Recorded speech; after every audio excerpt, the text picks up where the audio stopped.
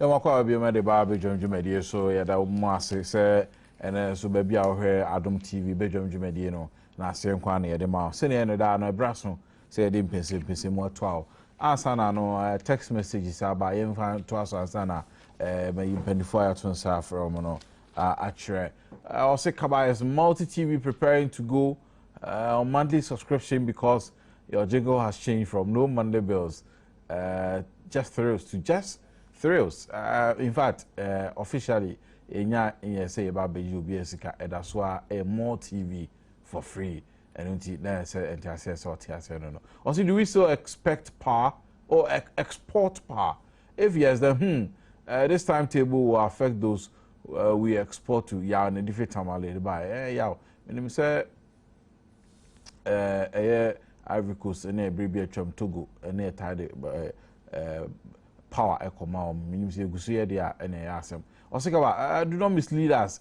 In a civil suit, cost awarded against the party goes to the other party, not to the court. David say in the Criminal University of Science and Technology. David, thank you very much for that correction. And I just want to commend your hairstylist. It really fits you. Kojo Nedifi Obuase Edebaye. Also, tennis ball size of Kenke in Tumu cost 50 pesos. A bag of maize costs 60.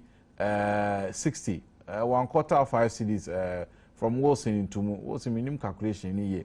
2 p.m. Blessed son of Asante, Atamels Asante Mamponse, you see Nanado and his propaganda team, the lies that they are telling. He will lose gargantually.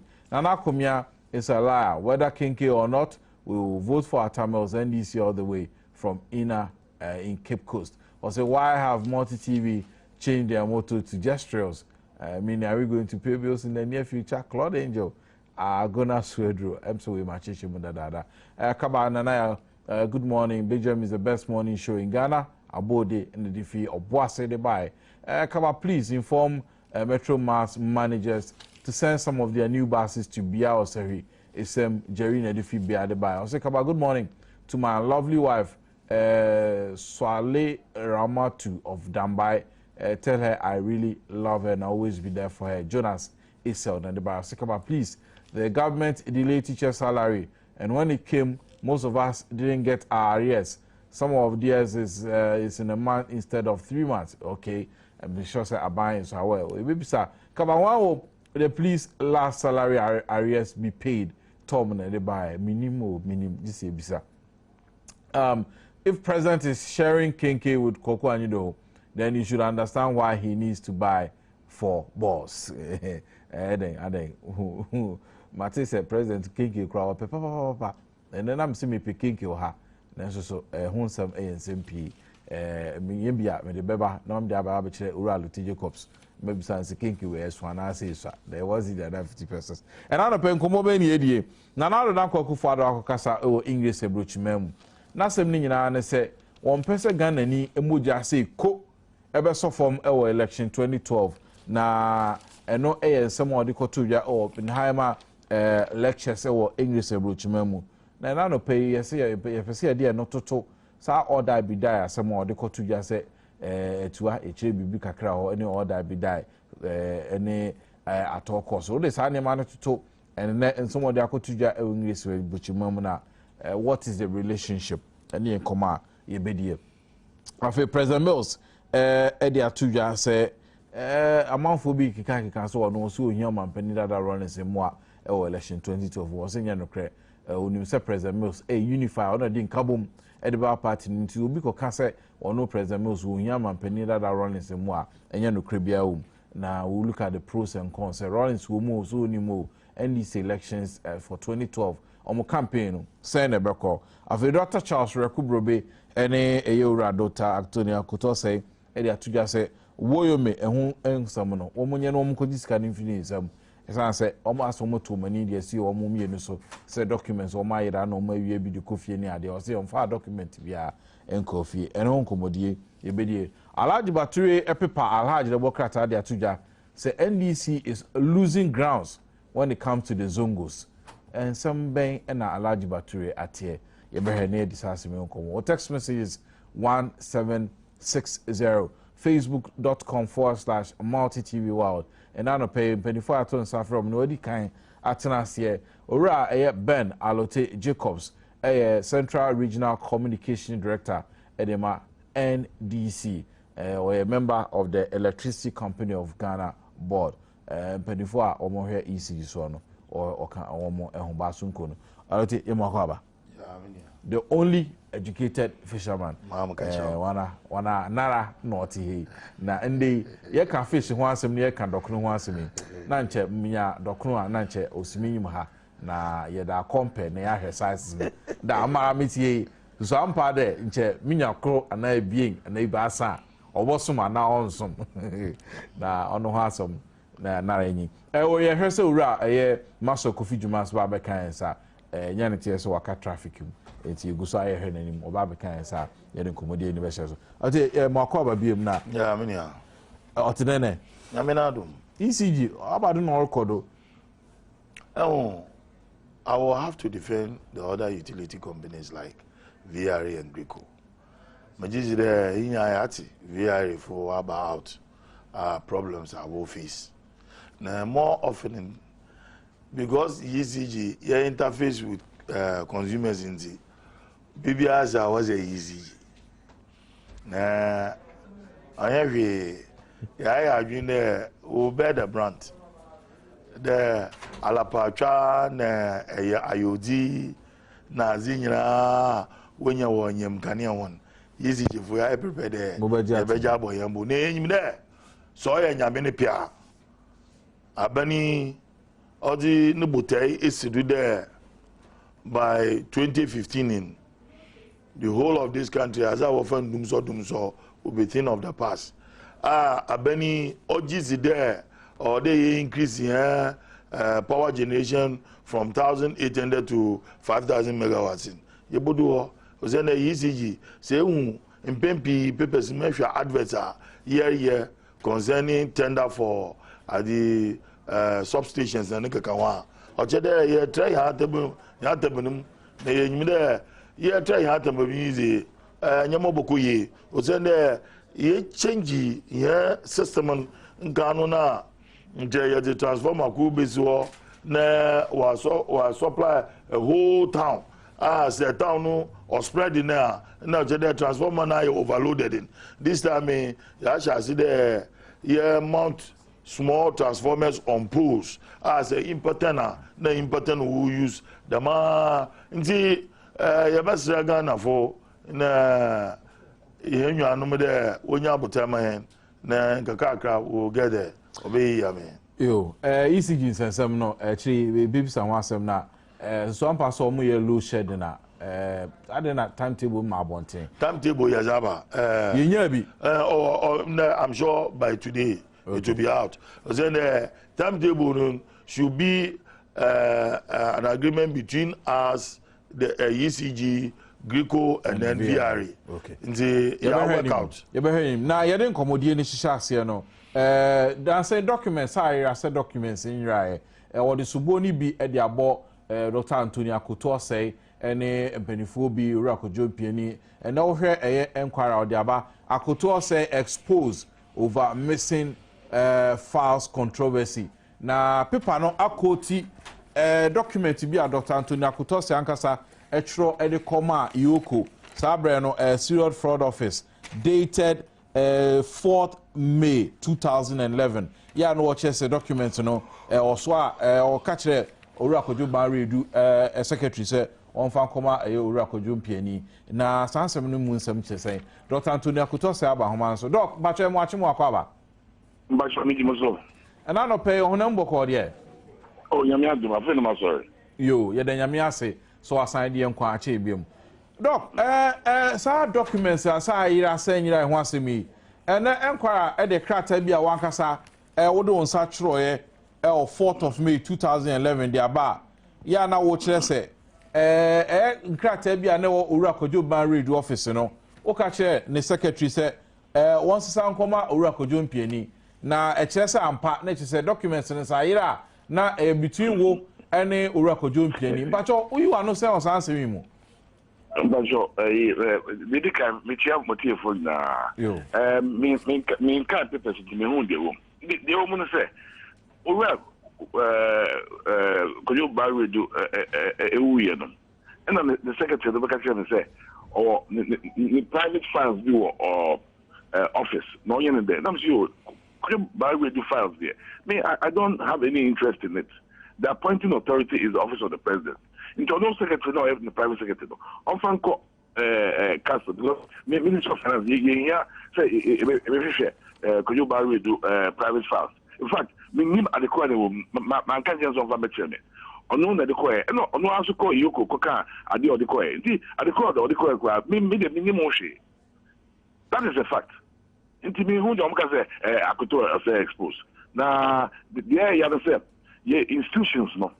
Yeah, almost the greedy woman. If you say, next time, offer will be on that Yoko.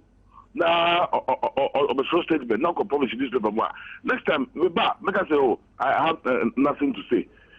They are debasing our institutions. I feel sympathy for our institutions. That's why people now don't respect Yoko. Now, Yoko, yeah, Juma. Now, a deputy minister of information, now, these type of things. There's nothing to hide. So, propaganda, I'm going to. But all kind of crata or bachelor say, now only piece of Casafidio or Casa or Casa. And Krata, a movie free Ministry of Finance call, Uraco Jumpian office, no Unimu. Now, where I say, and yes, I'm catching a piece of a piece of Nabisa. Me can't say, secretary, no buy, say, or no, needing the private secretary, the private files, no. What should we do with it? Let me say, I go to say, I don't have any interest in could you buy reduce private files. Minister, in fact, we are in the office now. I barely stepped there. The secretary is the one who knows what was in the files. She's the one who took them there. But that's the appropriate thing to do. Why should a deputy minister go and look through a minister's private files? It is unseen.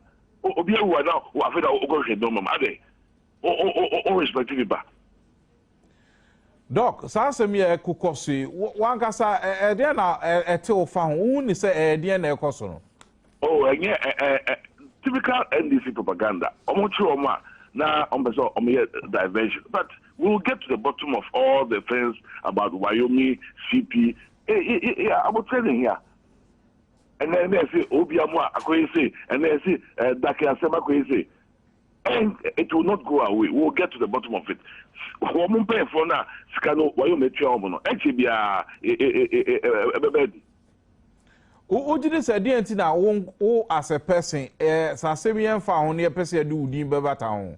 As I said, Minister of Finance, last person, as Minister of State. Sabi, so 2008. Offer Minister of Finance there, the last most senior minister.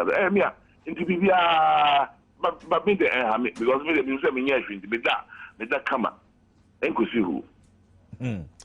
Dr. Anthony Akuto say, nano pay multi TV Badwam that's papa. Yo, eti na eno ho asem no na or say sembia on person wo de to no so keke. Anote sankrata ayira ho asemi Dr. Charles Rekubrobe o kan say chronicle ono so e de asem kruya de aba but we betimi afawe. Chronicle so e de asem kruya de aba.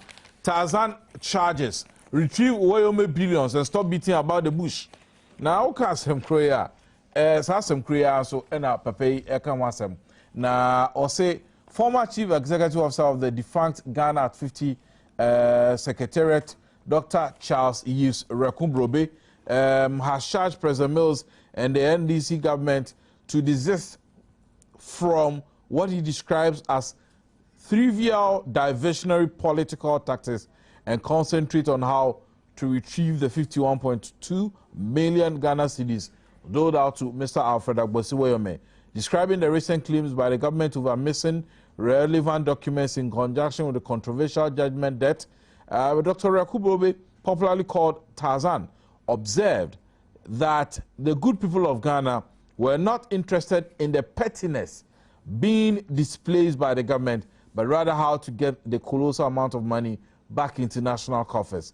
He noted that the government of the NDC cannot look elsewhere for political scapegoats when the evidence is clear that the man at the center of the controversy, Mr. Alfredo Woyome, himself has admitted that he did not have any contractual agreement with the former government of the New Patriotic Party. Dr. Rakubrobe said the actions of the NDC government concerning the Woyome saga did not only expose the incompetent leadership of the administration, but also demonstrate the NDC is taking the whole country for a ride.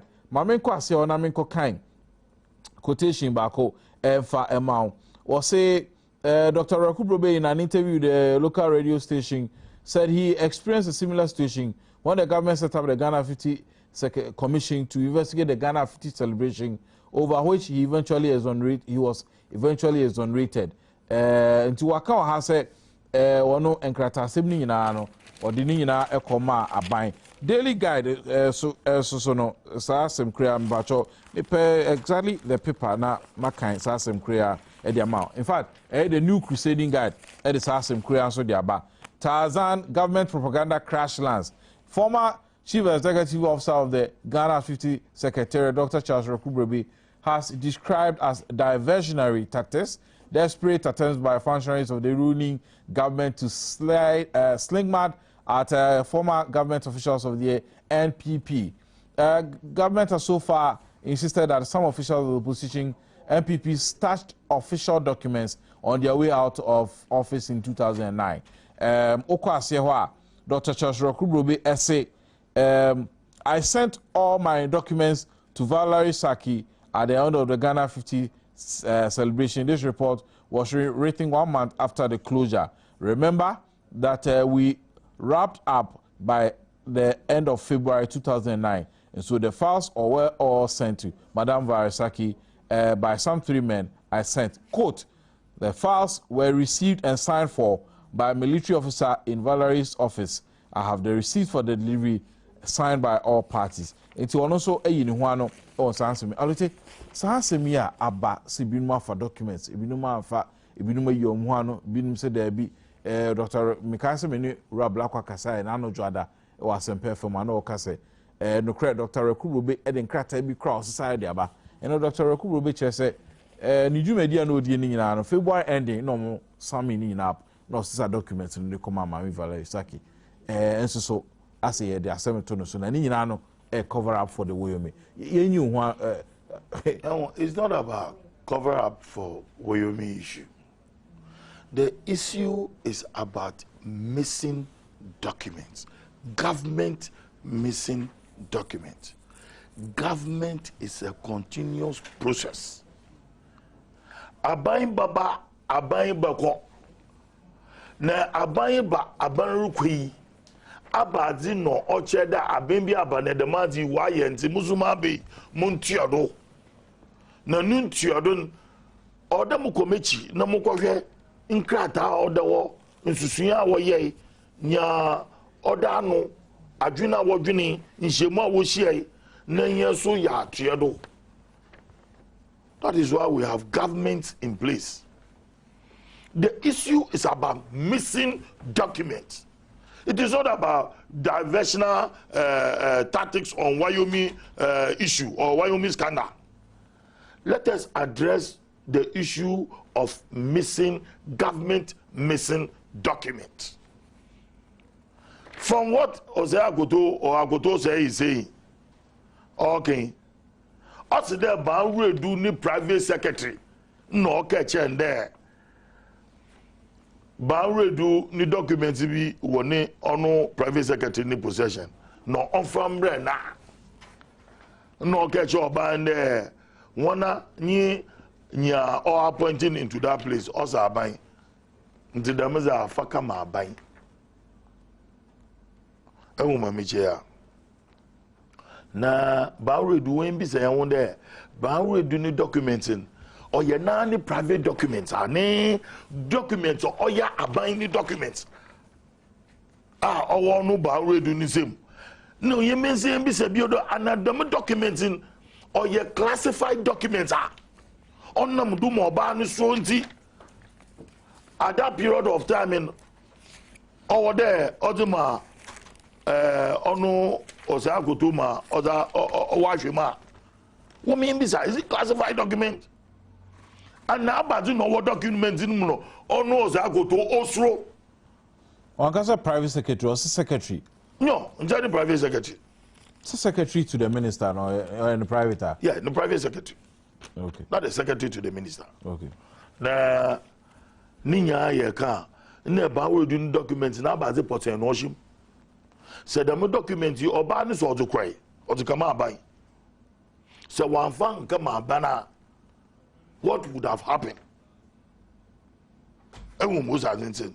Na ewu aya o si afa the eco ministries e chase file butu me chase file da ma ihu file ni da. Na so na wa so kita wo file document o. Ni da wo Peace FM wo fa won ya wo kan was a publication na wa embellish ni. Makende menyanko contractor wo Cape Coast. He was awarded a 22 billion contract. Part of the Super Stadium project. Why ye juma we church and Kobe. Okodu baby a second care of the Wutia and one better Wutia. In there, walk ha, we won't fire, or China Yakoha, you won't fire. I brent and Sunikit and the files. Was signed by the consultant to the project. Nasa communities are documents in Ibino. Since as I'm speaking, I brent or file a suit against government, against the Ministry of Sports, Youth and Sports. The mean man gizing, no the judgment debt, or the bano. I can go over 3 billion old Ghana cities, all the wood chairman. No one Germany, Ozil Kokoti, Oboyena Wires, Cabo Bro. And under Kufuor's administration, no was it the contract, he was a man. Nesu, a month ye wound documents, Equa, ye who are, Equa, ye who you are.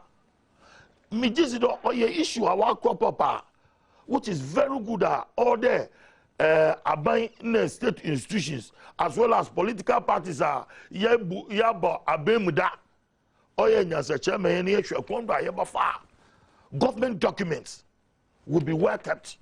It shouldn't be in people's hands. I'm giving you an example. Fred Owari, former board chairman for Badwam. You mean in a issue be crop up there MPP for there Badwam nje wosi Bui modern city. Bui city.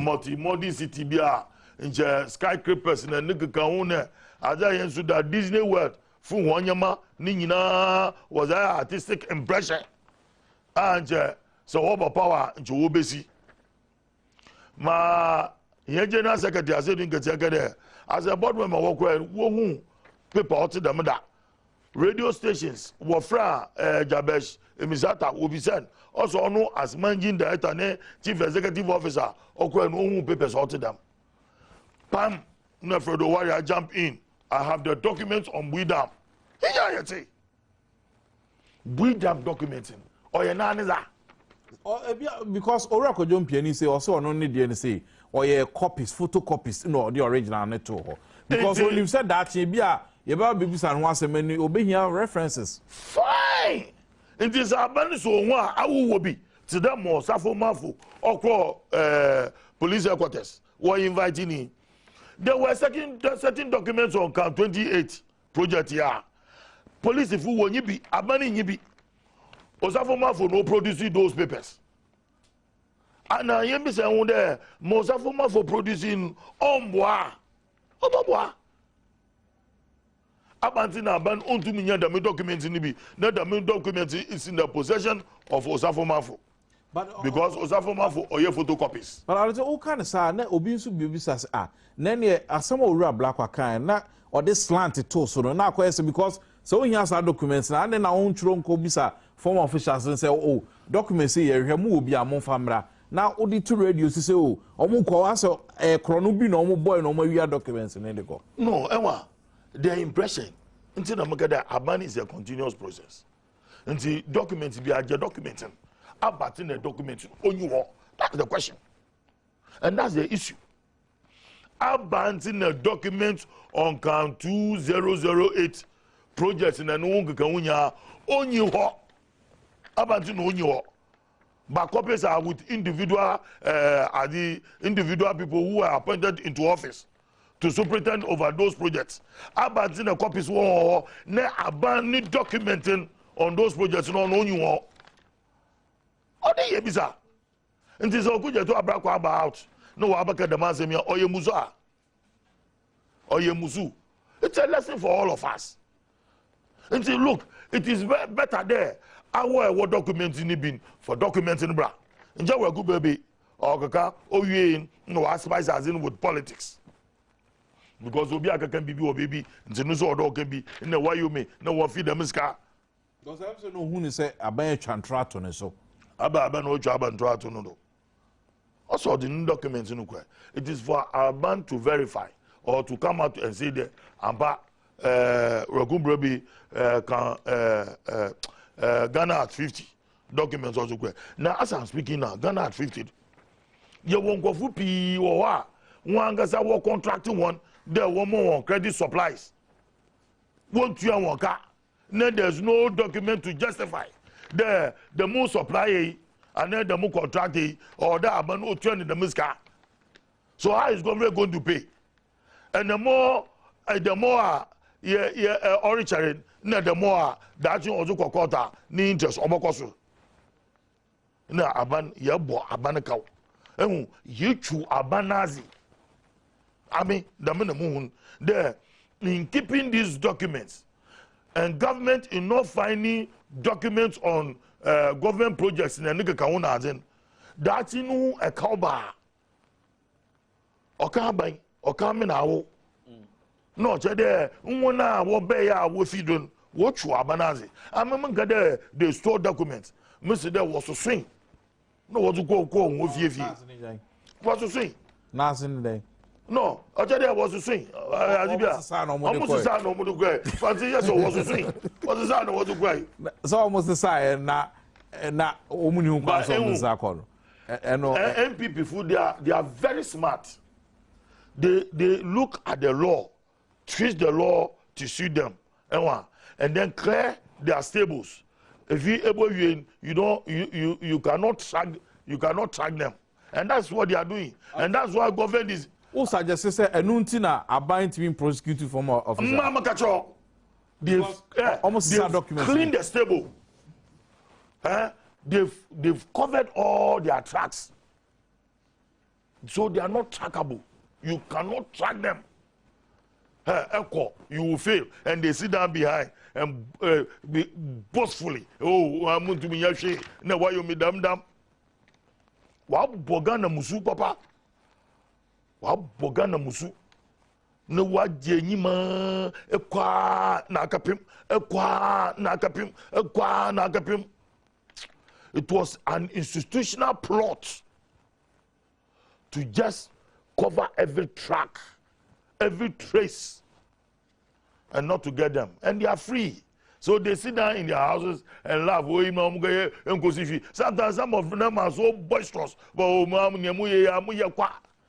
know what they are saying. Because President, okay, their father for all, there were a lot of people in various offices. President Mills Ojawan. Because he wanted to introduce any type of democracy, not spiced with vindictiveness, revenge. But government, a process should take place. They should stay in office. If you are handing over nothing on the table. Okay, because a very possible say one minister, one government official, government documents go through a lot of process and sana the minister no no krano. Baby sababy akoni na no mon keep copies current governments who are here or from public archives and or more office and now say we talk about archives. The Ghana archives is in existence. Maza. Driving for Maza. And are they functional? and I be someone there. Are they so motivated there? Echo Ghana archives are share one at the storage and documents are years ago. We bought to my store for 50, 100 years. Are they in tune with modern trend of technology? So we should ask ourselves. Echo ministries, beside there documents or pass through various sections. And documenting or pass through various sections, does it stay with all the sections or it ends up with one person? We should be asking ourselves. Instead of making there, and we say when these issues come up now, as a developing country, holistically what we should do. Let us help the civil service. The civil service from henceforth,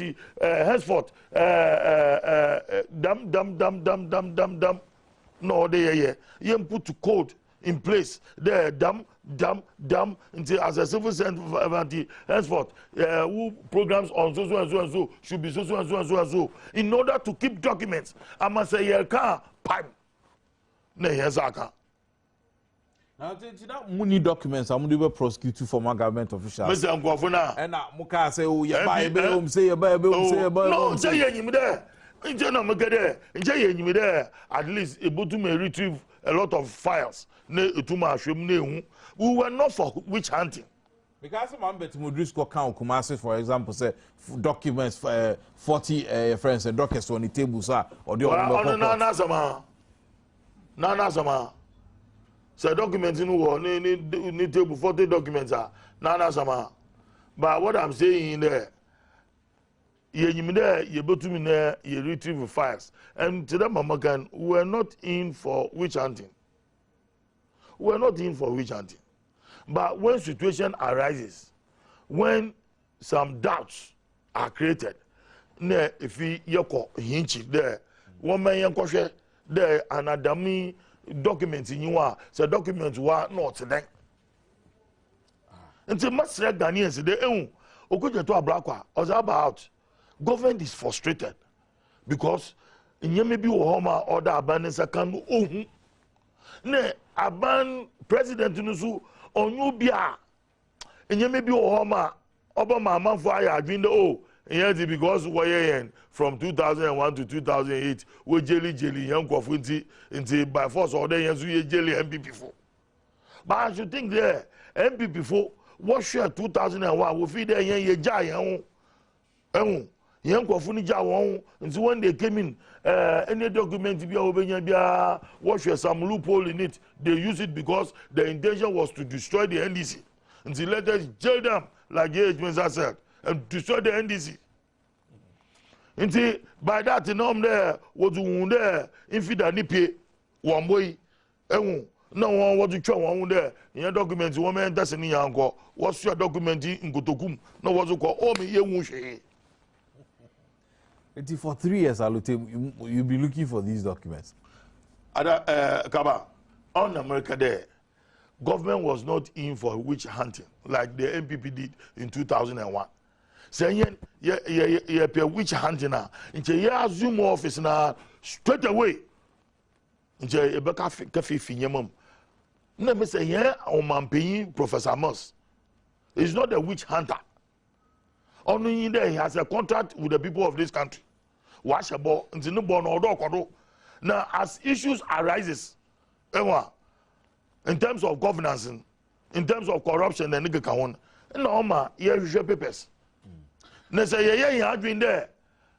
MPP fools here into years by Yawana, and that has been the problem between the former president, some of his supporters, some of NDC supporters, and the president. No supporters. It been there. Let's be bygone. Let's develop a new system. Polarize this country, bringing everybody together. Let's see ourselves as one people, one nation with one common destiny. And that was the vision of Professor Moss. Let's move this nation forward. Let's forget the past. But the MPP is trying to bring the past back, and we will all go for it. You say and someone I call so my Ghana, but information is Saka sister station Joy FM to say Lands Commission in Accra or more Records Department Ijatum Lands Commission in Accra, Records Department, Ijatoma, just say Ashepa, Jrebe, na emu ensem no, ane enu niyama yupifi mubano. Yenya more details na yede bemamo. Lands Commission in Accra, Records Department, which is a Adom ama Ashe Jrebe, ya chese, mobo ye papa na yenya muchemwa yede beba. You heard text messages about na yemfa emwa jumedie no 1760 multitvworld.com/Facebook. I'll say one will Ghana Immigration Service intake 11 and 12 be promoted. And we are somewhere obisa. I'll say kaba one will the police last salary arrears be paid. Tom na de buy if president is sharing kinke, okay, we so ya Canada. If I chop me and so. I'll say big boss kaba, how do I meet Nana Kufieji from secondary?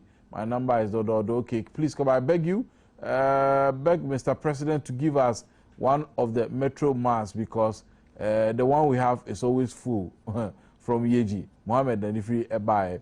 I will say, Kaba, it's clear and obvious. The numerous phone calls and text messages to all media centers indicate the upright win for Nanado and the NPP. A time for him and Christia. Hey, and now they okay steady. Or say,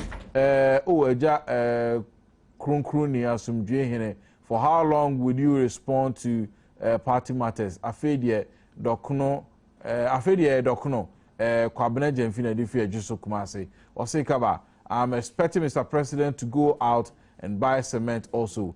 A champ on the Difi Santasi Kumase at buy. Or say, I think our coach is good and I think we should give him another chance. And Jan will be back soon. Go Black Stars lost him from Senior Brekuno the buy. Or say Kaba, Samia Yaba and the NDC secretary dream has been exposed by her PRO in Elubu. Samia is also preaching about better Ghana agenda. Francis Akese Zimbabwe, but better Ghana they say you see preach you. So man ye say this is not the matter of buying kinky. We need our Gangantuan money. Champon the free Santase at the Eba free Kumase. I'll say what a shock. A schoolgirl 16 fell and died whilst rehearsing towards 6 March parade with security services. Oh, apologies, Yankopon and fat name qua NC. Someone will say when is a please remaining allowance going to be paid? Look at how the policemen are dying in this election year. Not even the end or sitting of it from Yapo and also Eddie by Dr. Charles Rakumbrobe, Kane Quantre for Penny that Ghana Treaty Secretariat, so Yansakano Homana, so you need Ninkomo Accra or Sansimu. Doc, Patrick watching Wakwaba. Okay, say Dr. Afia Homano, so Yansakano, Ebesan Naba. Osikaba, please tell Adam Eji we want to see highlights of the games played in Ghana's Glow Premier League. No, okay. Also, please, I want to know more about the student nurses monthly allowance. I heard of it. You completed school, you will not be paid. Hey, Adom. Gizo Sepetibo Kaba NDC is a visionless party and we don't deserve a second chance. So I'm going, urging all Ghanaians to be part of the biometric registration and not vote the MPP. If Alote Jacob is in traffic, then surely MPP will be in traffic. Okay. Dr. Charles Rakumbrobe Ababak Ahomana. So, Doc, you're watching Wakwaba. Radio so. Mebacho, I want to say nano pay. I mean, I'm a multi TV, so I said the more than like Tuesdays. I'm on course to here. Multi TV, say your channels are do P. I do TV na I can cast send a bear. Nipa do more Ghana and beat me at Tiasi. Aye. Ye boama ye kasa no so timi atre aboama ya mamre so akoso. So na no person me yode. Ni no kasa dan. Okay. Doc, your friend want to pay a moja sarba for a champion. Yo kaba. Aye. Na ka home skate. You go so. There be aka slit no, aka slit no. Doc, anope enye bone na no joada na mene owura your friend is saying Deputy Minister of Information Samuel Kujo to Ablakwa Kasa about missing documents ho asem ya odi betu dwa o multi TV he yara na asem o kan say one kasa wagye atum say Ghana at 50 ebra wo wie odwumadie no o sisa nkrata ni bi kofie about 60 files sa no kan e de kofie ma chire o mo ne o kasa ma o de bai enso na ya kan chronicle ama ya kan new crusading guide odi atudwa say enye no kresa na ye pemu chechemu kakra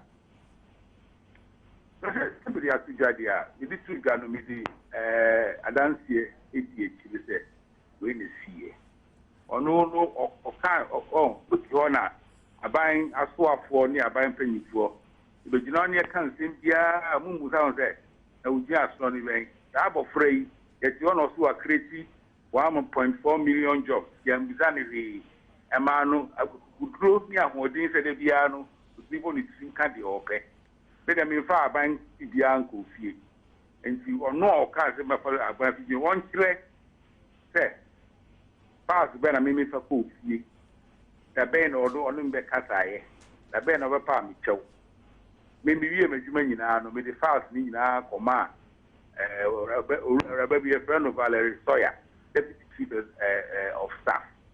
Files no me call not so jeni on the office or signed for files ni nara.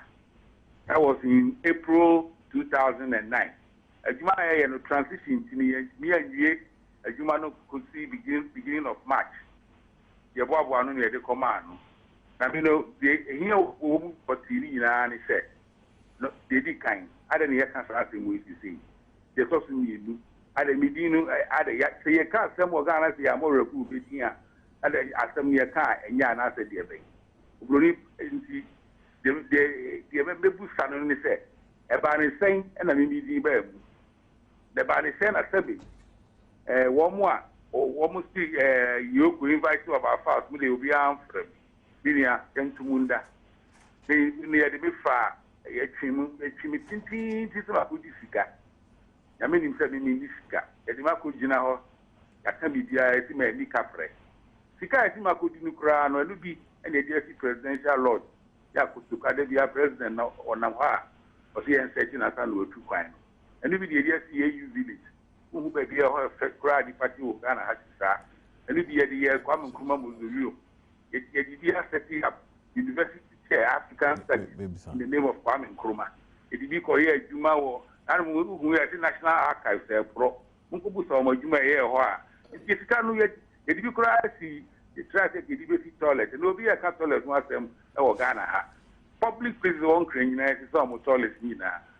And they also a Busani set about his saying, and now you see me comes to cut. And yet $20 million, so would the what you mean, any whatever will come one, yet about $18 million. You'll be me to see. And no, I also see a new Susunia. I mean, maybe me in my home. That was actually my castle already, so as I make a meeting for the last year. What I say? No, young boy, no, maybe find a young boy, because I mean, my friend in Sam, it's just me, who used to know, on far prior crying a Jumada. You name Newman Sam, and no name said the contact here in a proper organization. If you are now, maybe what my chin and woman, or can same beer, or so almost can't wait. If you say only a years, do not ask for a no poker. You see, on straight down of Wunina, that we are about people that, or got me from Brammy by. Now, Doc, what can same way now? One of me, Minyanchum, cram many badges. Also, I didn't know Uji say, oh, ye ask me about town. Minim, Minkasa, me see Mumbusa.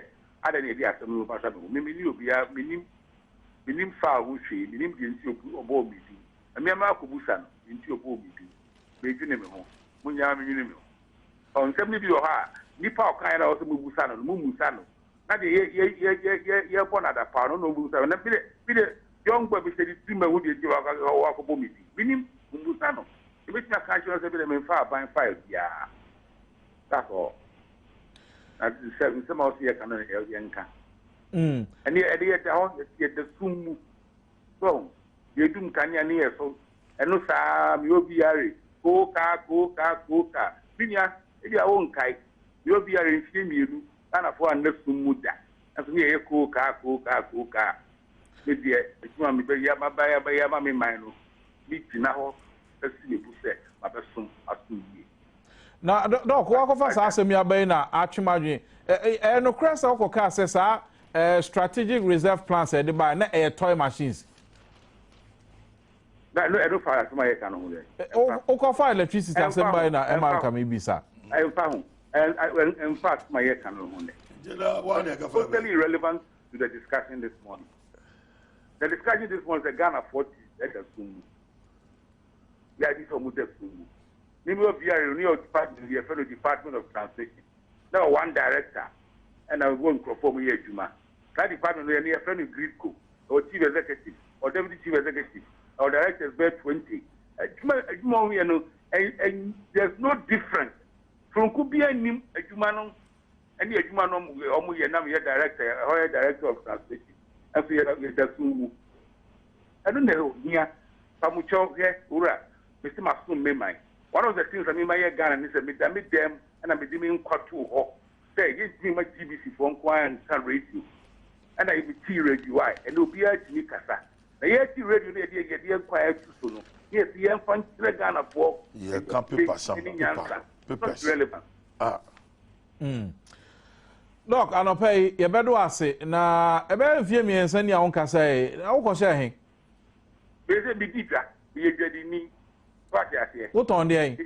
Metonoma baby, Metonoma baby, Metroncania, would you see a Yuma, a better because it's 7, or may hit you on Carifono, or Monia Day, or Mutima Cania. Metonoma baby, me walk at Machia, would you see fear, 7, that voltage fluctuation near in Ano, a tomb. Me get no baby, I don't see yet the boy. But yet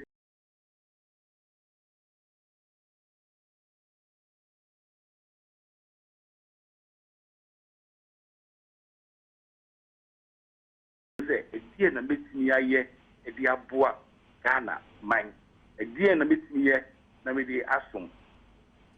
So na me no me throw book di ma me can type throw. Who na me can throw first. Meet you. So a friend PG3. Public good, private greed, poor Ghana. People who go and claim to serve the public good prosecute their private greed, and Ghana is the poorer for it. And no nearby to say any young boys no more can say. So I see the Mario Ghana and India. Make me at the LPG in a bag room. Boss, Tamuka won't say, I mean, I boss. The National Electrification Program, most of them would say, dear, rural electrification, Mumbusa,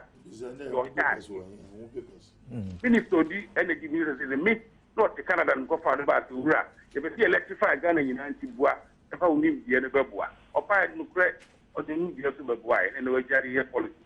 You take the Mayama Ghana, the Minia, it's people, Macate, Miss Roberts. Doc, Sabuki, Daben Potin, you ni Musa Babonting. I would say, Yiba. And anything I want to make can be action or crack. Now, Engosi December, they're now Babonting, yes, sir.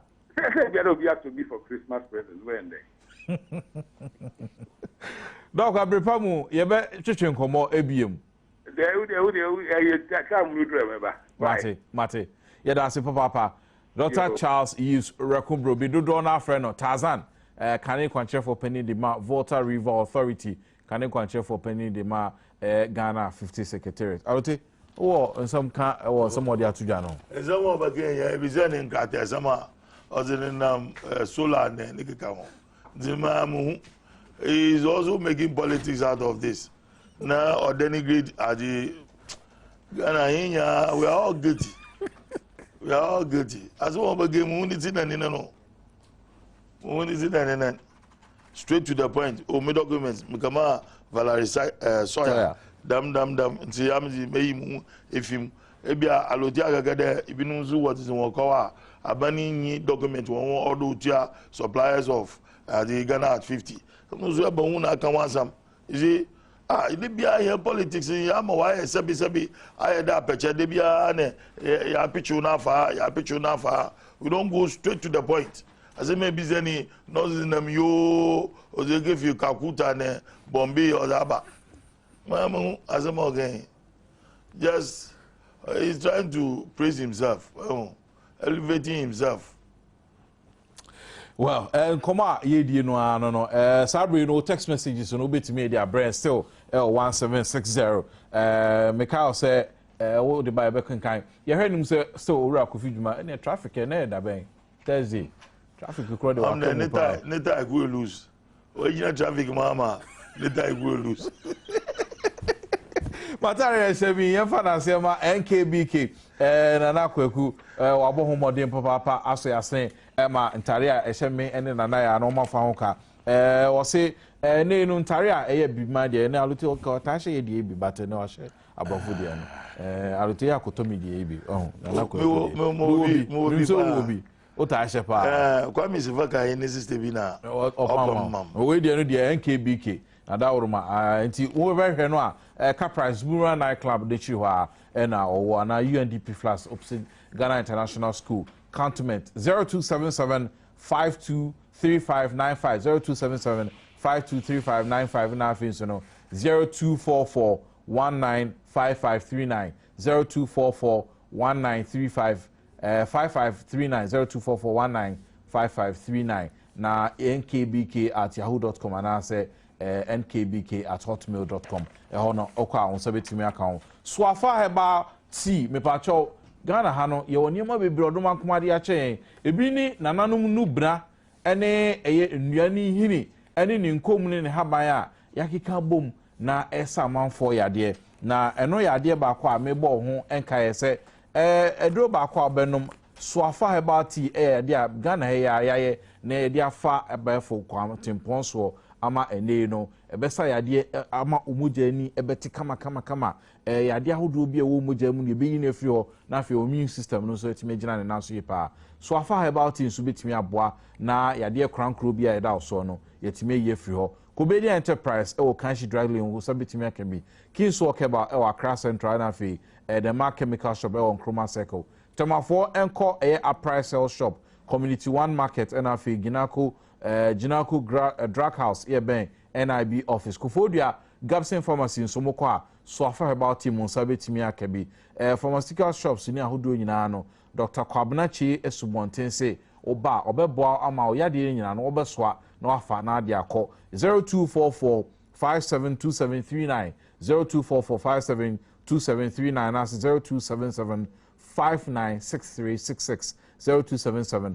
596366 na oneso afa heba clinic entimi eni nkomo aguna suedro obi o so menya obi achim dan ho obo ase na fidun ko fen nkoko monko go filling station nchen ho a ho na so afa heba clinic wo mo sanso na make house nyame Adom a march busumi ni da etoso ensia ye nyina ba kushia o National Theatre ebra ye de Adom TV and National Theatre Kambom Multi TV na ye de Adom concert party ye de bro omo ba sie bi ene nyame Adom a 6th of March no Kukoti Kolak ene Bobu Kala Boba J Adofo ene da Sibridge amrane anyomtofo ene agudiefo bibira wo nyina eba ene ntino sa dwumadie no ebi ensida ewo dwumadie so ene ntino ye nyina afa ene nkyere National Theatre na ye nkobo amasa dwumadie ntimi nkoso meka se ye nya ne tie se okọ Lands Commission ejatum ye nya latest update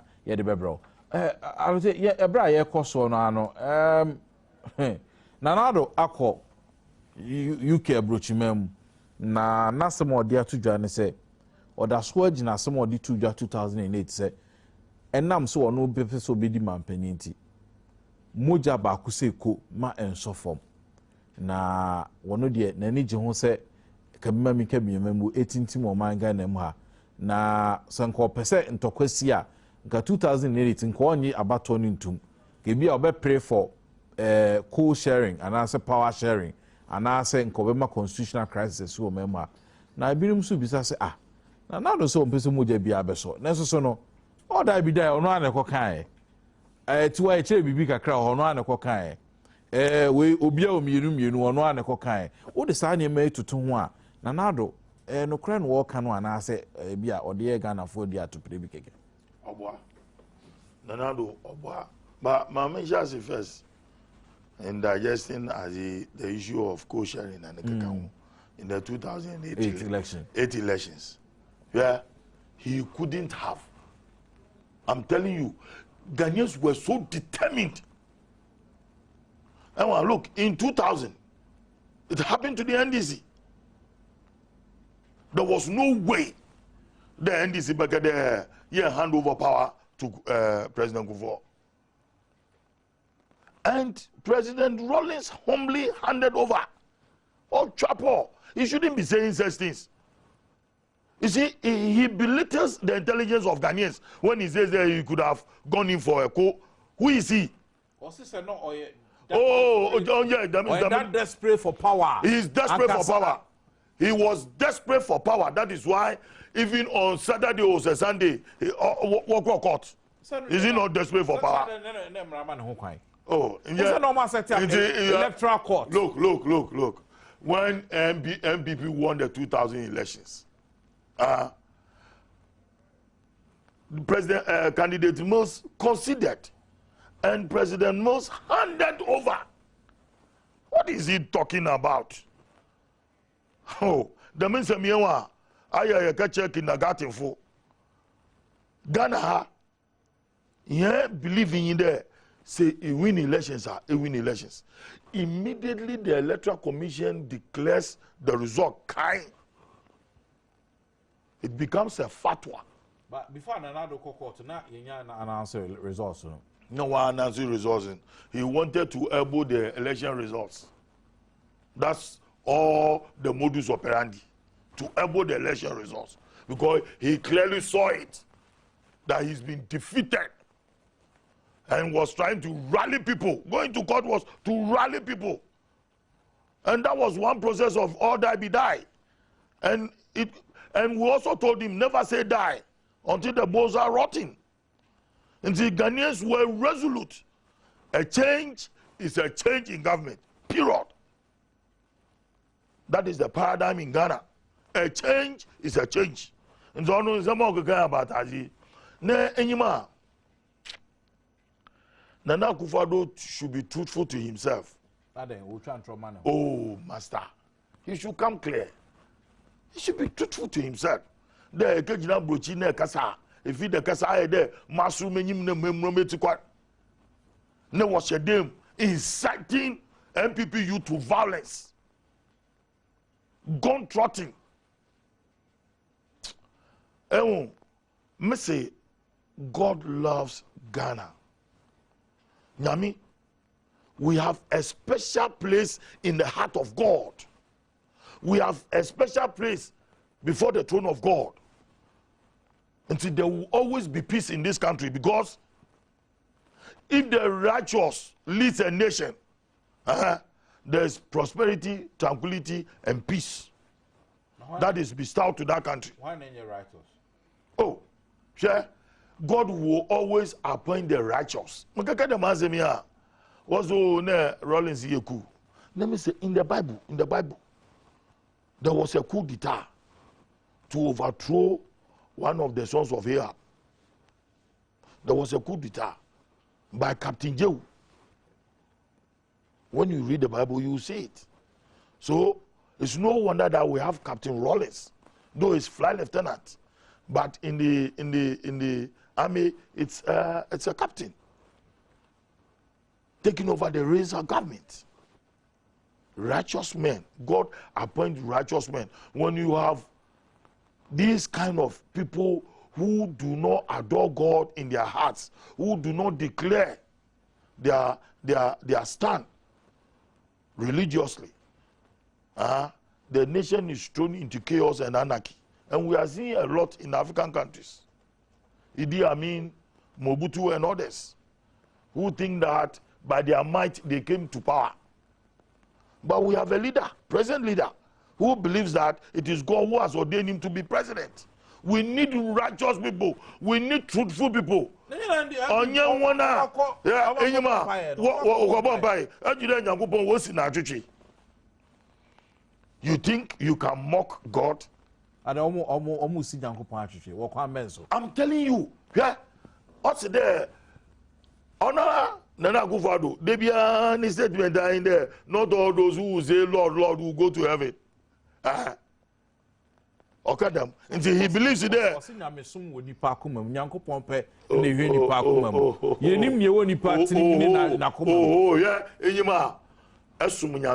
yeah.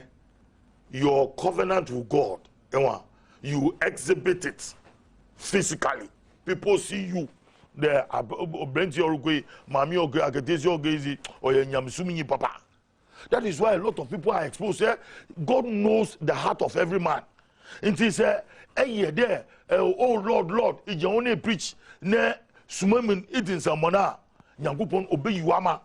Today, mobi him oyini mai. God will expose you. God will always expose the wrongdoers. What the Yankupon needing what the yatam what the katawan. You cannot mock God. Inyima, Professor must assume the reins of power. Oh, you're not doing there. Every morning, look at David, King David, Prophet David. We are up compared 12 times. In 12 times of his prayers, or use 5 times to do meditation. Praising God, calling, invoking the name of God. Ne yenye president, ne workers wonya, he calls them to prayer every morning. What's the door of the castle or the higher prayer ground? No money. Amambo nyankopon no manyansa na hom no wudu buman. Mr. Time will tell. If they think that by their might, by their violence, by their vociferous posture, they think that they can take over the reins of power in this country, then there's no God. I tell you. No, I'm not saying so. President Yankupon Botuma for an independent Yankupon Botuma for be out of nothing. Look, God promotes somebody from rag to riches, from grass to grace. Out of the ordinary man, like what Minguma said, it's ordained strength.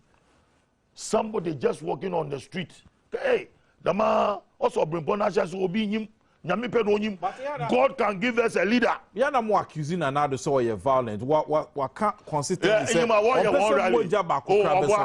Kushinya, rally awoye wo Manchagbona. Oya Manchagbona. Aya wo friend Agbona. Oya Manchagbona. Manchagbona. Ohi ni fie yim. Manchagbona. Woye rally. People were incited to destroy Neil and Tevanapoe posters. Ododio constituency. Manchagbona is the heartbeat of Ododio constituency. Okay. The way you come in Gumafi, James Town. It has been the birthplace of Ghana's quest for independence. And see, Manchagbona say if you ododio ne win election for parliament, no there who contribution to the national politics should be extraordinary. So they went there thinking that they will have the blessings of the Ghana people. So the guys were watching them. You brought people from all over the country. And you incited people to destroy Neil and Tevanapoe posters. Evidence of Sasame. Oh, it is there. Neil and Tevanapoe even came out. Matis wa kansa now they don't say MP for na one of them no way. No one of them way. Wo be rally me na posters all around Bukom Ziba, Manchagbona, Akumaje, Lantemus area or Asne, what 2 posters in nyina. Look, because we have a president who believes in peace. Until I sometimes in say a bufuba, we need to look at our leader. Sometimes we call him or say, stop it. The Lord is our judge. No, they yej. And so what would have happened there? Then I can see. Wow. Master. you have not seen political violence in Accra. You will be na nyami dogana. And that very day, oh you wama, when these things were going on, the elders in the Ghana state were far from Kofuchali, Yeshame, Banyamame, Amaya, oh you be one man. Nye grow, one waba, waboko, yenja one. So tempest came down, and Nila Devanapur was mourning his mother. Nila Devanapur happens to be one of the icons in Ododio.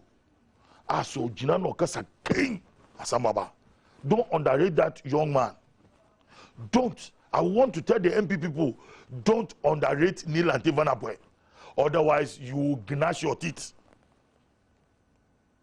Now, Mr. NDC for the let us exercise the utmost patience and let's allow peace to prevail in Ghana.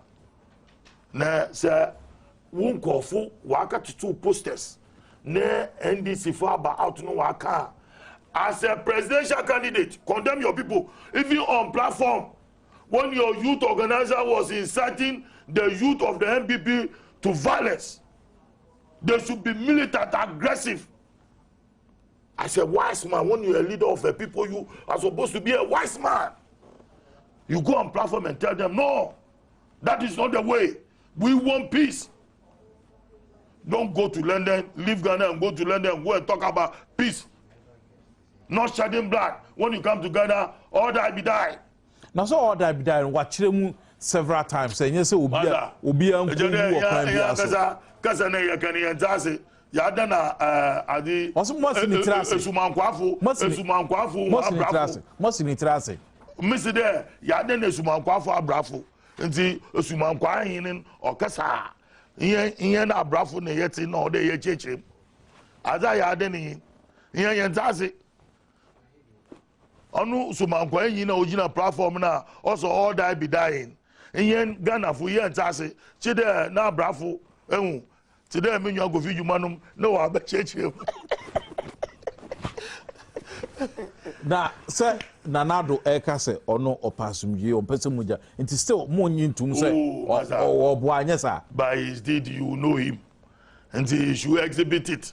No get there I have regretted in saying that all that be die no say mo sisi wo mo ache mo hunu no mo ache one for crowd na no betu say one from 1992 our boycotting presidential elections and omusimu wiem parliamentary elections omusimu wiem oh just but that time that the leader oye Edubuahin onya botar they waited for their time. Successive presidential candidates in the MPP waited for their time. President Kufuor didn't come out to say there ye boku Nkofo and take power. Nanado akasa wo hefa. Also all that be die. No that be die. Osi inyen oyimpe bi anwo a ni hwade oyemienza oyemienu. Nti ode ye chede yesu ye na nanu mosu woginan wo ya mberima akofo awokun what did you party no this one.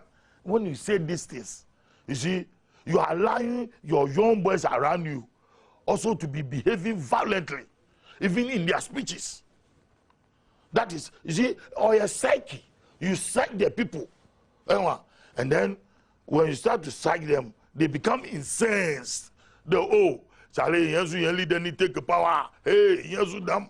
And say, come on, trouble, hey, let's go for war. But anyway, and look at what is happening in Ashanti region. Was the pilot project to be called? Hey, you have MPP regional secretary coming to say there, yeah, the capitation is the President Mills, Ompia Santofo 170, and the on central region. You a politician, you say such things. Now, so also to region will be now. Near affecting no amount can want them. You should ask Bisa the Abantine, the pilot project, he was a Ashanti region. Abantine was a bar. You want to know what you are doing, be at the war basis. Since all my order is the Ashanti region. Because Ashanti is the heartbeat of Ghana. And you know, you are Ashanti region. Fiti yembo from yenyim Ashanti man moto. And you are but Ashanti man. The Debia will always praise our forebears. How Ashanti man came into being. And that spread all as far as Mali and Cote d'Ivoire, as far as Togo. And the main from and then tribalism just because for quest of power. We will try to pitch tribes against tribes. When after all, say you can't. All the Jewish speaking people, what is the difference between a Fanti man and a Santi man? It's just the accent. So cancer and President Mills so no so Akamida. No, President there. Say you can't President Mills. Ofi habe munti. And one if people know about the background of President Mills, if people know about the background, the family history of President Mills, let us know. the family history there. Oh my God. No, at his own time. Oya Santini. Messi at his own time. Oya Santiniana. Messi at his own time. Obutumaka.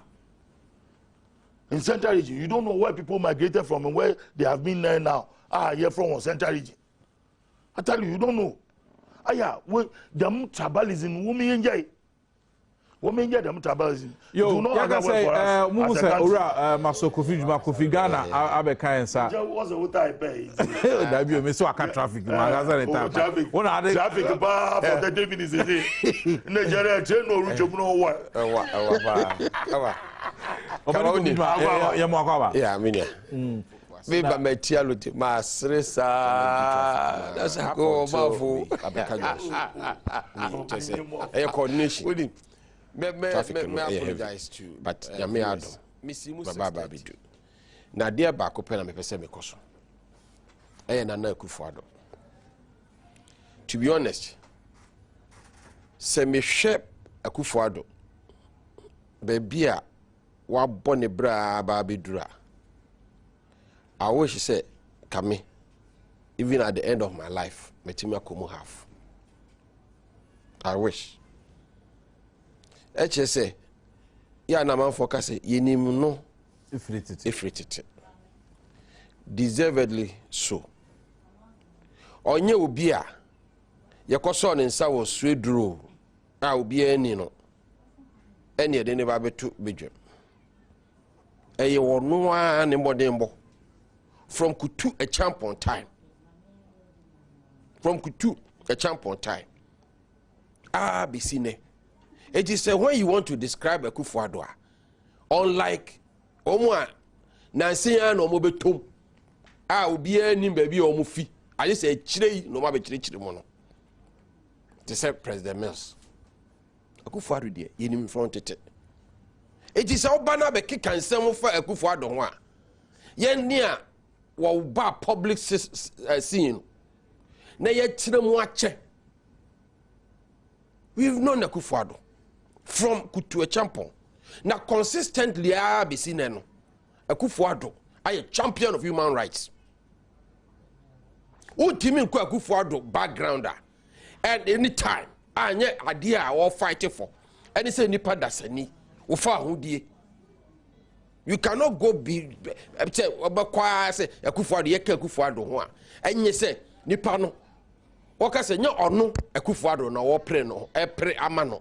But say Ghana ni ananipa dasani obi NCC na ho beto efa bibia mu emrakwan mu bibia mu Akufuado the law or ye no or the law no or ye say or the be Ghana for ho ban.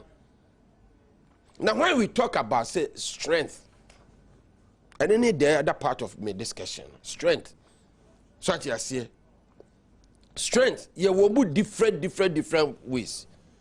Ebi yese wako pompe iron na wa beti aye kitiketi yese bema no wa hoden ebi susu wo ho a na ne strength e wo ne kasa mu obufu se de nipa ne be kasa pe na awadwo obu wo ho na ne strength e wo adwie e wo ne tirimu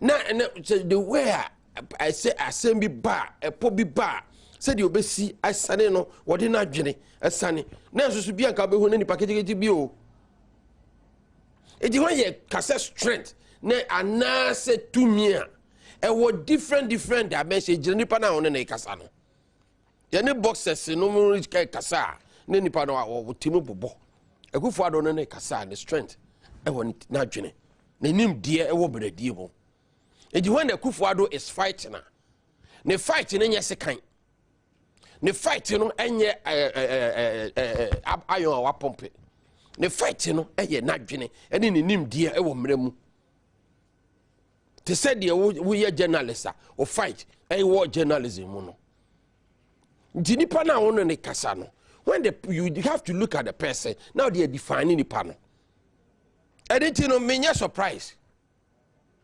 say alute ono no the meaning of all die be die or they akwa for baby and strength NDC for strength eye kikiri ne ye twe man kontuma but at the same time no say we ko different audience mu a baby at say intellectuals mu a wo di komu a almost definition no e be ye different this no ba ka choboy mu no NDC for no omo ye choboy for me say omo ye choboy for oh me ba chobase etino se wo ka asem a omo definition of asem no e ye choboy ye twi nkontima se si ame no ka say Akufo Addo wakwa akohia wo ma lecture eno wasem ne yeke ne strength no ena ma ye frɛ obi te say Akufo Addo wo Ghana ha ye sign wo man panyin ho ne ye kɔfrɛ Akufo Addo say brother be kan me ba cho Barack Obama I know reason another way or to deliver so many lectures more yes sitting professor visiting professor woman in chair ewa he what Canada me pa cho me I was a America professor there me ma ye bi o na me say me ma ye bi na me say wo pa ko one university me professor si je professor me wo kwa America me professor Maso Kofi Juma na ye professor mo wa sha multimedia for wa sha professor ko ho ne ko check Wayne University New Jersey no was a say William Partisan of course me try the your friend professor oh damn no students in our school no school no employ the pay of professor America there in Tisa Ghana mono there na I just say you associate professor you far wa we professor oh no most minimum oh yes it's possible America be professor or ye fishing oh I see yes not just professor oh yeah the only educated professor of fishing professor of fishing you will nie no kakra no educated fisher but professor of fishing when you over 1.5 hours akasa tikayen sen ka me buy ka ma me kasa me ntio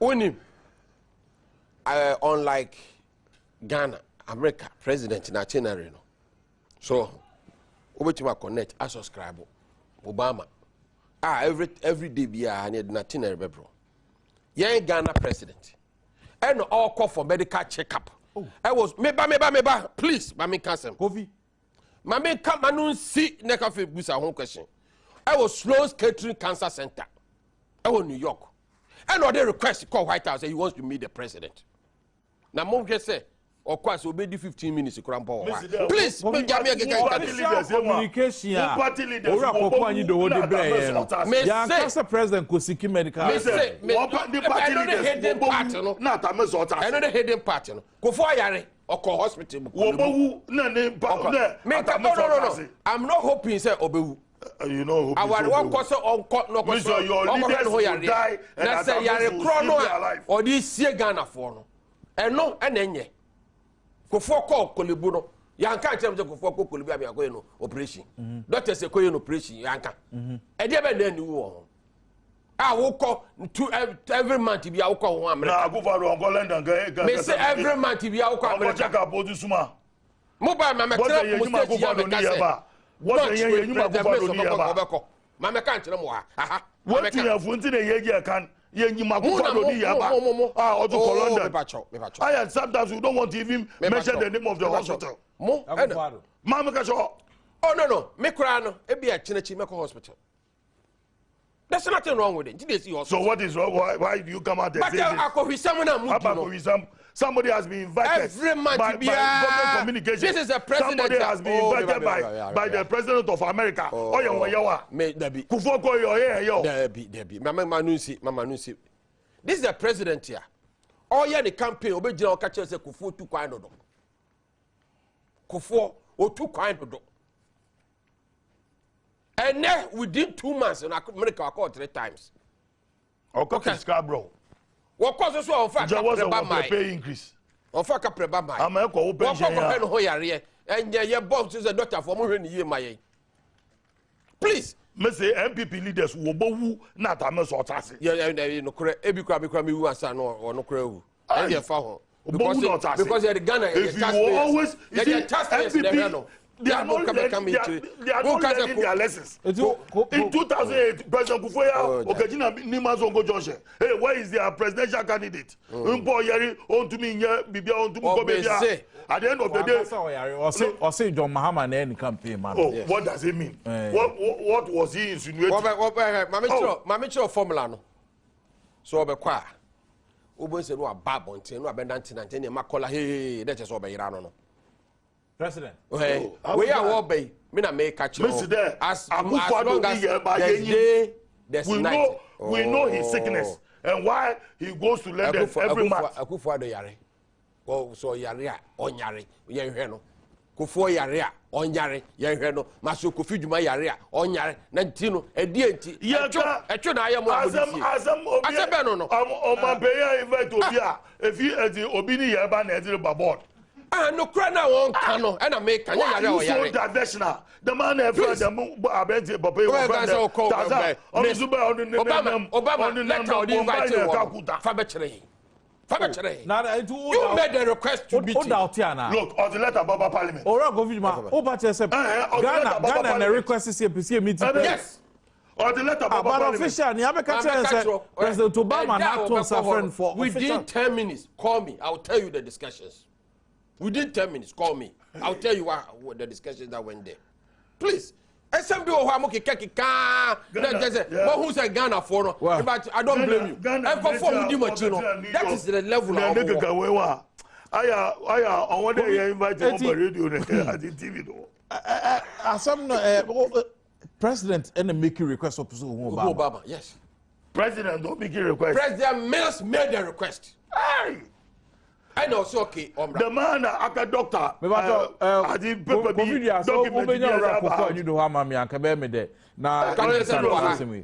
President Mills made the request to see Obama.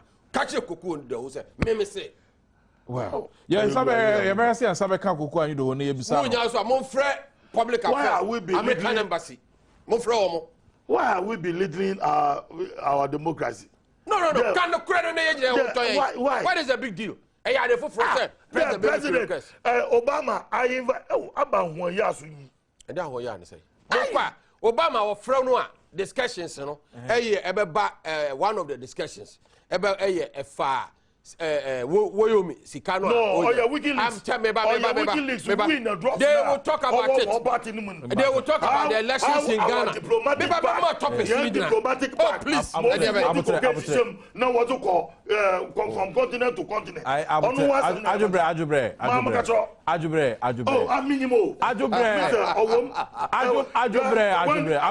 Was the foreign minister. The diplomatic bag became a cocaine bag. No worship cocaine. Look at the recent report. I was about government, MPP government was deeply involved in the drug trade. In the drug trade. WikiLeaks. Okay. Message over here. Say Kufuor do for cocaine. Say cocaine or fire no. One chain baby or me baby. Because because if we you don't know cocaine na what do you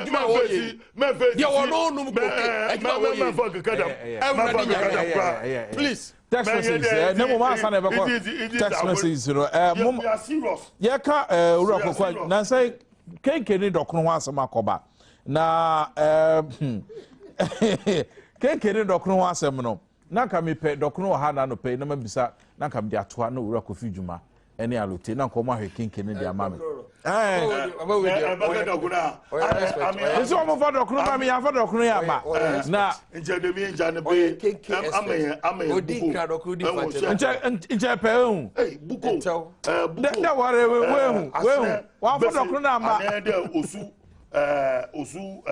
osu gom dokun ane la ane loje kuku ne aka ebe mi wa ha. Odi ntimi kra se.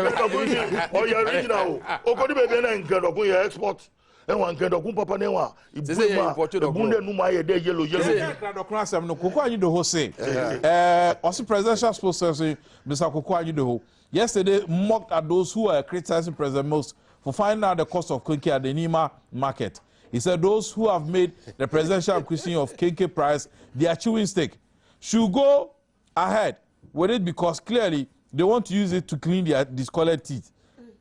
Koko Anyidoho made a statement when he commented on the president visit to Nima. Man will be a madam on EMAC radio, a private radio station in Kofro area.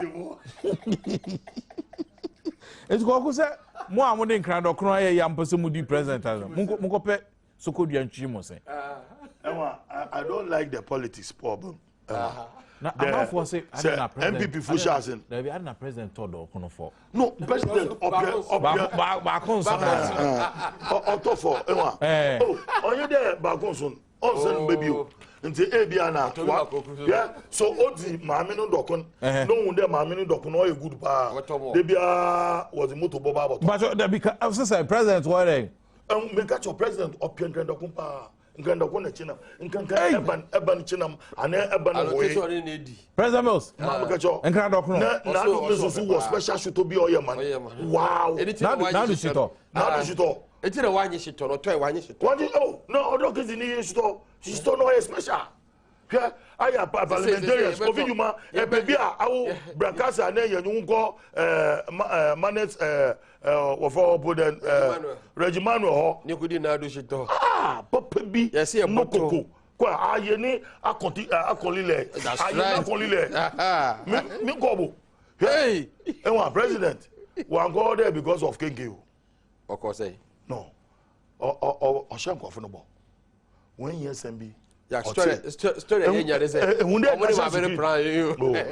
Oh, side yenya. National security. Of late, national security. National security for. They've been doing some projects in various markets in Accra. So human-centered approach. Human-centered approach. National security. Yeah, national security. National security is the new face of national security. National security, human-centered approach. Human-centered approach. National security. No, baby. No. I'm going to hate you. I'm my national security. Oh, no. A market place is a security place. Oh, Nasa Hakra is a security place. No, not definition. You want private security in order what? National security. National security there. Markets are one of our important places. That's where our economy. That's where we generate. Oh, the man obey you. The man. You mammy. President Mesuko and Jordan Koto Adi Ampesine Gondomri. When you be there in Grafo, one beer Ampesine Gondomri.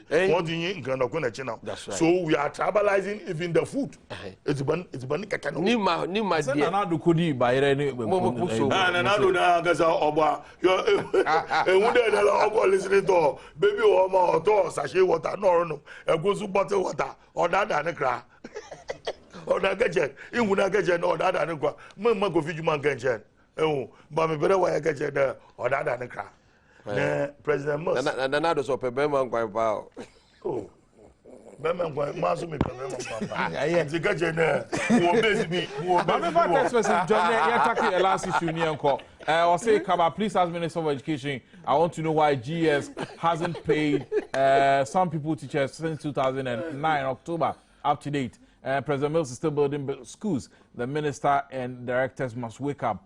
We beg them, yow. Brahmane Sukwana de Kaba, tell the NDC man sitting there in Patronidinde, the professor of fishing. You know that they cannot blind Ghanaians with this missing files issue. Are they telling Ghanaians that they are 3 years out of office? They can't find the files, or is it because it's an election year they want to stop people from talking about the William issue? Allah is watching. I will do Mushi Zongo. Okay. Also, let me tell you something. We, the Zongo community, are not fed up with the NDC, so we are going to vote for them massively. From Fuseni Kuri, Alhaji Baturi, paper, Alhaji, and this report number. Now, Bachokovi say Alhaji Baturi Oha, me and Chinimra see a near Missa and Niako, a time Yason. Or say, Kaba, we don't hear no monthly bills again, and that made a lot of people choose Multi TV.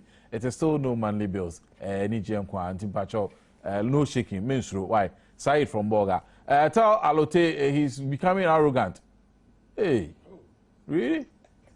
Hey, I see they are all boastful now. I see they are all boastful now. Eric, in the buy. I see, oh God, save Ghana from this Ganganto NDC government because they lack policy direction from Seth in Ho and our things. So no, all that be that simply means being vigilant. This is what happened at Tiwa Samin Edifor Boasba Kaba. Now the signs are clear. Professor Mills is one-time president. We Ghanaians will make sure that NDC and its team B will go to opposition from Stephen Kumasi. MPP former leaders can run, but they can't hide from Kwame Dapai and Asante Bekwai. Mr. Alote, deal with the MPP lies from Cape Coast, Ima, Hajia, Nedebai. Osikaba, Nanado can swim from heaven to hell, from moon to the sun, from angle to corner. MPP will lose all at all costs, from spiritual leader in God. So, which government did what government document did the NDC go through before making the payment? Will it after finding? Okay, Alhaji Baturi back quickly. Yemisano, or then the crata the Abase NDC is losing grounds in the Zongo communities. Alhaji Bacho Yamwakwa about the Babijum. You know, come on, Moe. Yamiadumo Yahu answer. Yo, Alhaji Okrata Alhaji the Abase NDC losing grounds or Zongo community. Bacho Cheche Muka cry. You come with us, me chair, or Mamma help programming now. Some menu mensania, yet it in Zambia, of course, was Zongo, and as we had to a two form. Now, Zongo, tell me, say, NDC, dear, a idea, or Mutai, papa, and Daumakumasu. Now, I'm saying, yeah, of course, was Zongo, no, I say, a young mude, the baby, or Zongo, especially, Mebunu, Yana, and young mude. And if you can and I was the attitude and cray. And it's a new town there. Area view are from quite through mafia base. Since 1993, I started party politics. Oh, yeah, NDC stronghold, papa. I'm MP who flag back home. And so, we know, since about 2 months ago. And then Babunua NDC was our area no or Munina a converted call MPP. Ama or more raise the MPP flag or Honomo a Buffonti. Now Obama will be polyclinic on moi. The same thing who MPP flag was that. And then Oba was MPP flag and a Mabunu essence. And Mamu Bihai from Gota Echo Drew a Kraggers. And you may be an anchor, me who be the mate, me at some will be more than 20 years. Me who be that. Say MP before a year meeting, me who be that. Now, me can show that, and then from Gota to Accra, we bet me more than 5 groups are a meeting, and you may be a MPP youth are a meeting, various base. Sana Oko Nino Soa. The same thing. And then Kumasi so Asawatu say Asawatu Kwana NDC constituency Equitao. Also amount for a booth the daily in fact all cry and friend to people park be the hoa the Ebwa area for Nina on a weddings on a year on a year Bibiana and there will be able to park no. The amount of the daily Afizunan Kamuntaka and a MP. Also, now representative or more parliament. On Kwan Nipa Yamanu ministerial appointment. yeyi no ama omuni obia wa aban mu enti omudi ya opa okọ baby to say Tamalia North nanka candidate na mabunu anankofo no ayo Tamale North omope no enye on na wini eyinu na city MP book Sumani onu na omusi ya kana na SMB ama edi manu nti ama omusu bu ofuten ena oba alajo ha kwa de nsema ekoso no NDC ya MPP better retain seat because omusi omuna ebua a protective ballot 2008 ama yantimian wia omuko miemia ekoboai na ndei NDC aba power omu ya ma omu oma nkata na omu sub metro no so chairman no a otiso a ni tamaso no afidie mayor pese yedima ni assemblyman bi abrazo nkrofo no NDC constituency secretary nananka we chairman o bomoni pa okay enti mayor pese yedima sa on pese we be contest okay na pese wodi mo enti ama on bu futen NSC me yemfantu jana NDC for ehun se enkoyi yo alaji ebrenti ye debesi ana yenim se ebrepam ye beje nchemu pa alaji baturi managing editor de ma alhaji Abubakar family for me time aso ya 5 minutes back under 1 minute yen ko alaji to ba ni atokosi ni koko ni e ama wo and this time almost in we that life no dey enye adwuma ofi me da say Ality, 1 minute. Meji's there or a wake-up call for the NDC. NDC or National Zongo Caucus. Meji's there ma Alaji Baturi wa publish. Wakankan ane will say na aya in some of the demosi sometimes I mean me a member of a conflict resolution team. Aya work or MPP flag. Na NDC no ye moja. Monya in the recognition. Yaboko Wando flags MPP flagging. I can assure you within 1 month, a MPP flagging if you're my NDC, a joy. Bundo Sisudu. Yeah, we'll talk to them. Okay. For those, that's one way of. So, meet Tantra Hill. Friday, you do me a cania. Saturday, you do me a cania. Oh, Saturday, Sunday, Monday, Tuesday. And no, be there soon. What is going on? Those in Western ECG board member. Oh yeah, the issue is coming from VRA. Some problems VRA is. But no, this schedule. Schedule. Maybe I'm on your funeral. I have to use some mobile copy. Load shedding schedule. Madam, I say,